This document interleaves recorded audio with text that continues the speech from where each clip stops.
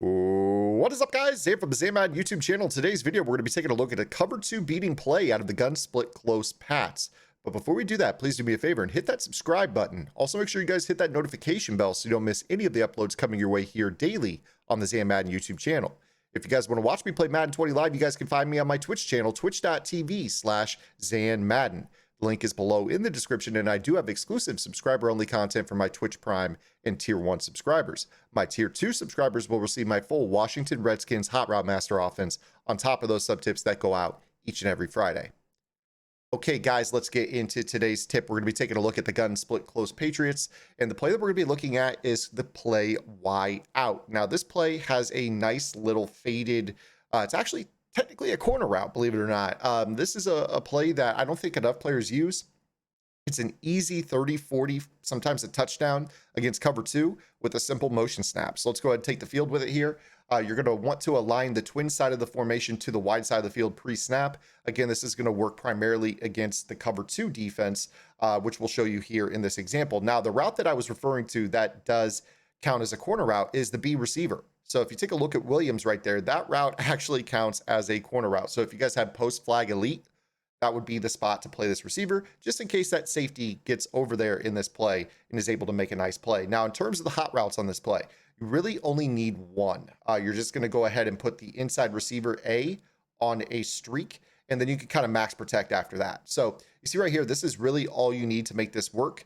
You can use the X receiver on his stock dig route. You could go ahead and use it on a post route if you have a slot apprentice or a high route master quarterback. You could go ahead and put him on a drag. You could go ahead and put him on a flat and wheel the running back if you want to use a wheel screen to the other side.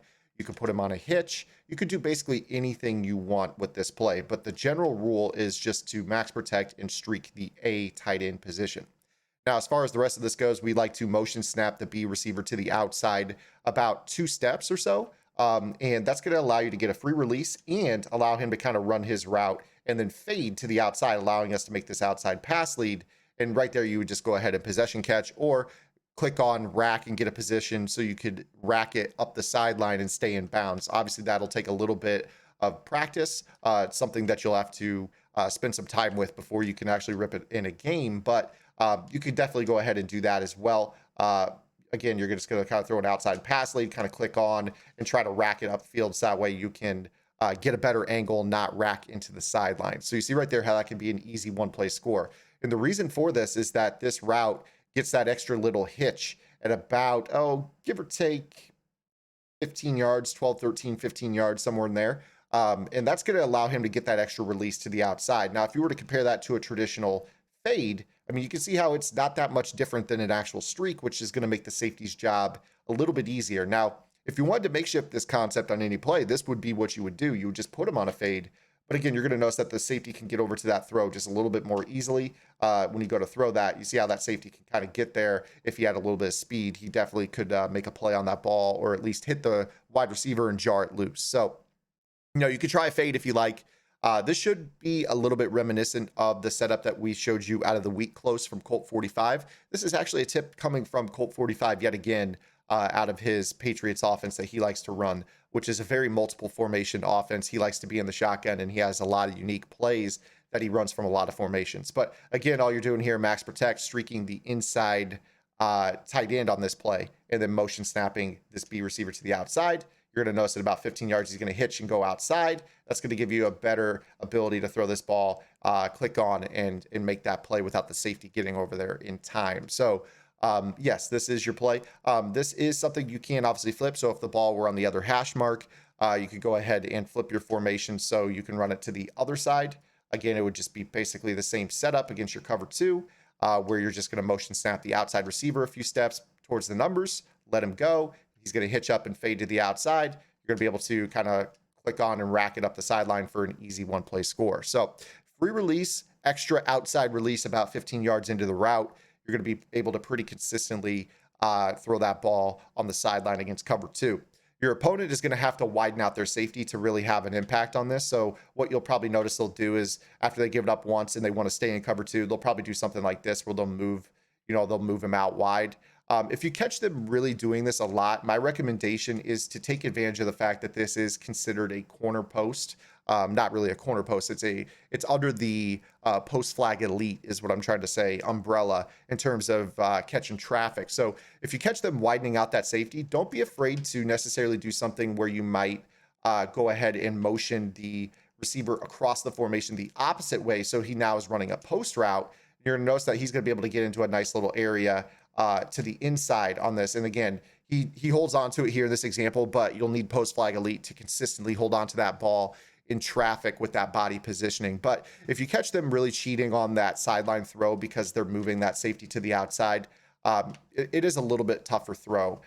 Now, if you can get the slot receiver that A tight end on a free release up the field, meaning that the vertical hook right here to Jones doesn't actually chuck him, that would actually be crucial as well, because that'll help pull that safety back to the inside a little bit further towards the hash marks rather than the numbers when you do this. So this vertical hook right here, jamming number 88 Gesicki, is quite a variable that you would like to eliminate. So if you notice that they're like usering that guy, definitely try to streak that tight end, get him a free release up the field, because you'll notice how that free release pulls that safety further to the inside. It allows you to get out there and make that throw. Now, that vertical hook there in that example, I'm not sure actually what I did with Rashad Jones, or I'm not sure which Jones that is right there. But let me go ahead and just spy him here. Oh, I put him in an outside third. That was my fault. I apologize.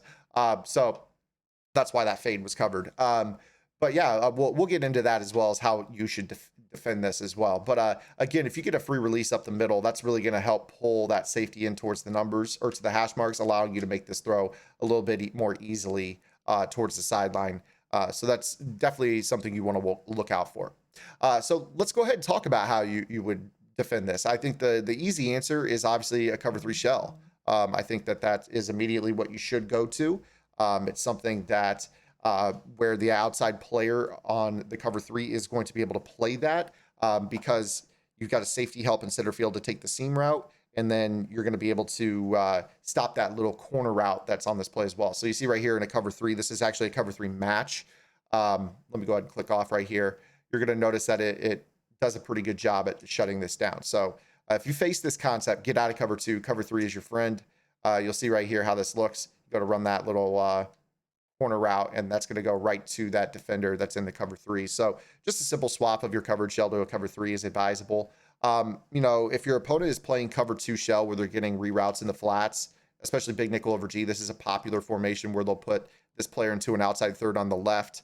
They'll rotate this player into a middle third, and then they'll take this corner that's down on the line of scrimmage and put him into an outside third on the right, which basically turns it into what the community is kind of calling a cover 3 invert. This coverage would also work as well. So if you take a look at how this is gonna work by design, you'll kind of see that it also shuts it down. You will get the free release off the ball. So then it's just a speed race. You got to be a lot faster. So Williams right there, not fast enough to run by Jones, which leads to the interception. So put your fastest player, if you're catching them doing this cover 3 shell. You would go to your depth chart and you would go and try to find the fastest person possible to sub at that spot. So as you look at the Dolphins, clearly that's going to be Jakeem Grant, which is going to allow us to push the ball downfield a little bit. So let me go ahead and respot the ball and put Jakeem on the field, and you'll see what I mean here. So if you catch them in this shell against you, trying to defend those corner routes, this corner route is kind of the best of both worlds in that it's also basically a fade route. So if you see that coverage, that's immediately should be a sign for you to get Jakeem Grant on the field, or your fastest player possible. Do this motion snap so he runs by the cloud flat, and then just, it's a tap lob down the field. But again, you're going to need that speed advantage and obviously a strong arm quarterback that can push the ball vertically down the field, which, in this case, Ryan Fitzpatrick is not that guy for you. But you could definitely tell that it's there if you're facing that coverage. As far as the rest of this goes, I think that if you're facing, a fair amount of cover 3, one thing that you could definitely do, let me go ahead and try to spot the ball to the other side of the field here. You could try to set up some cover 3 bomb type plays, or some coverage beaters, where you're going to be able to, put this guy on a streak, and then maybe you could leave your A tight end on a an out route, which would pull down that coverage.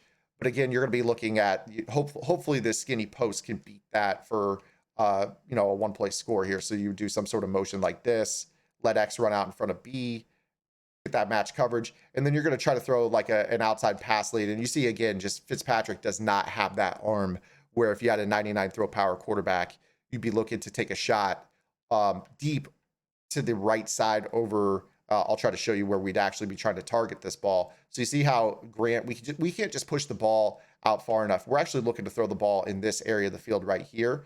But because we don't have enough throw power, we aren't able to get it there. We actually only get it to about right here. So we're really looking to be, you know, in this area of the field, looking for the one play score against your cover three. So, you know, if you're facing a fair amount of cover three, there's no reason for you to force this play. You do have cover three beaters that are in the split close. I'll go ahead and just pull one out real quick just to kind of show you.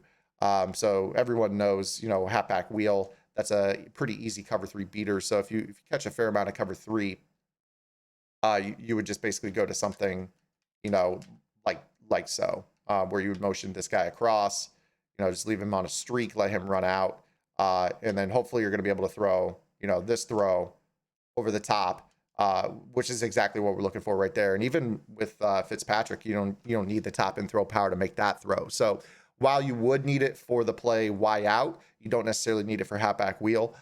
Pretty easy to beat those two coverages. I would say that this is a pretty good formation, you know, in terms of popularity. This big nickel over G, you're going to see a lot of cover two, a lot of cover three sky, and a lot of the three invert that I just showed you. So these couple plays are pretty well equipped to attack that defense. If you're facing anybody who's just running those basic core coverage concepts, you should be able to rely on those. So hopefully this showed you a new play that you weren't using in the gun split close. If you have any questions, be sure to drop them below, and we'll see you guys tomorrow with our next video. Until then, this is Zan. Get in the lab and good luck.